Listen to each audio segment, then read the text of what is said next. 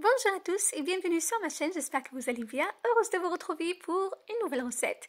J'ai eu le plaisir de vous proposer aujourd'hui une idée d'un gâteau d'anniversaire facile et rapide à réaliser, un gâteau au chocolat que je vous laisse découvrir en détail. Je commence par la première étape, la réalisation de ma génoise. Pour cela, j'aurai besoin des ingrédients suivants.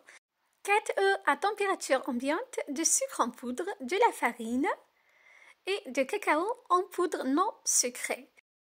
J'ai versé de l'eau bouillante dans un saladier, comme vous voyez. Voilà, je mets un autre saladier par-dessus et je casse mes 4 œufs. Cette technique va nous permettre de blanchir rapidement notre préparation. Voilà, donc j'ai ajouté les 120 g de sucre en poudre à l'aide de mon batteur électrique. Donc je bats jusqu'à la formation du ruban, c'est très important. Je vous conseille à chaque fois de battre jusqu'à la formation du ruban pour avoir une génoise aérienne, une génoise hyper moelleuse. J'ajoute progressivement par la suite la farine et le cacao bien tamisé. Juste une remarque pour ma génoise, j'ai utilisé de la farine sans gluten, de la farine mixe-pain que vous pouvez remplacer par la farine de blé si vous le souhaitez. Donc vous utilisez les mêmes quantités d'ingrédients, voilà, donc la même quantité de farine de blé pour votre recette, pour votre génoise.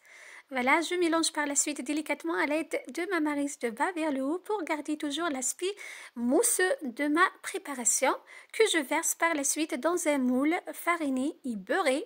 Voilà, c'est très important de beurrer et fariner votre moule.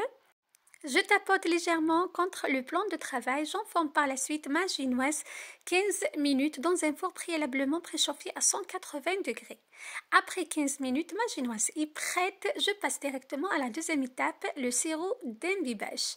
Pour cela, j'aurai besoin de 100 ml d'eau, 50 g de sucre en poudre et 8 g de cacao non sucré. Il suffit juste de mélanger tous les ingrédients dans une casserole et porter le tout à ébullition et notre sirop d'imbibage est prêt. On passe directement à la troisième étape, la crème Nestlé caramel. Pour cela, j'ai utilisé 5 boîtes de Nestlé caramel et un sachet de crème chantilly. Voilà, j'ai utilisé crème chantilly en poudre. Un sachet, donc l'équivalent de 75 g de crème chantilly en poudre. Il suffit juste de vider toutes les boîtes dans un saladier. Donc j'ai utilisé de Nestlé caramel, c'est le dessert préféré de mon fils. J'ai décidé de lui réaliser cette recette que je vous partage donc pour vous donner des idées. Voilà, j'ajoute par la suite la crème chantilly en poudre, 60 g de crème chantilly en poudre.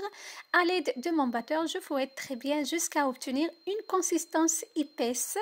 Voilà, regardez, une crème vraiment épaisse et magnifique, surtout super bonne. Je passe directement à la quatrième étape, la préparation de la ganache au chocolat. Pour cela, j'aurai besoin de chocolat noir, du crème liquide, du beurre et du lait. Je vais vous laisser la quantité des ingrédients dans la barre d'infos. Je commence par verser le lait, la crème liquide dans une casserole et je la porte à ébullition.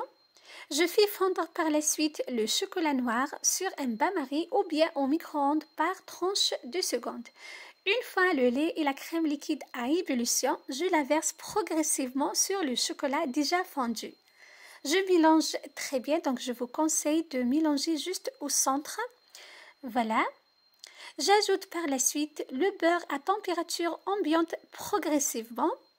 Voilà, je mélange après chaque ajout. Voilà, il faut bien incorporer le beurre à la préparation chocolat, lait et crème liquide.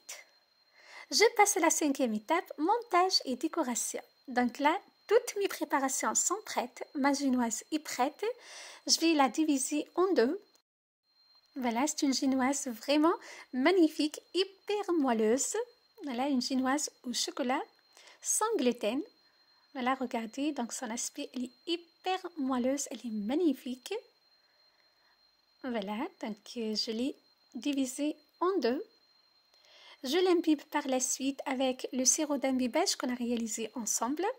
J'ai utilisé un cercle pour le montage, comme vous voyez. Vous pouvez même utiliser le moule, voilà, le moule à charnière. Ensuite, donc une couche de crème, la crème qu'on a réalisée ensemble, crème chantilly et Nestlé caramel. Donc croyez-moi, c'est une crème vraiment excellente, pleine de goût.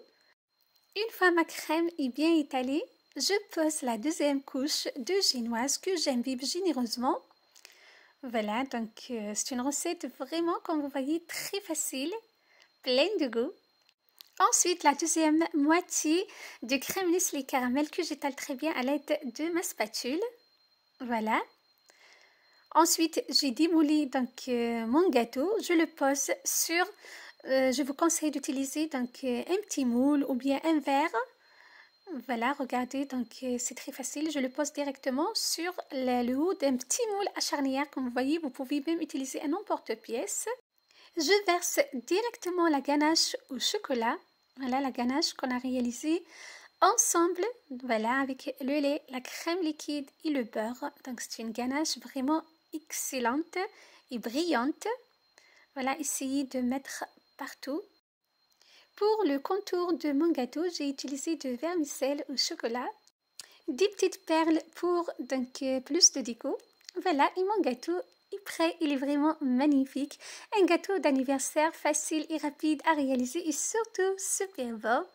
Joyeux anniversaire mon petit cœur, mon petit amour, mon petit prince Liam. Voilà, c'était ma recette pour vous aujourd'hui. Je vous ai partagé en détail une idée d'un gâteau d'anniversaire facile et rapide à réaliser. J'espère qu'elle vous aura plu. Je vous donne rendez-vous très prochainement. Bye bye!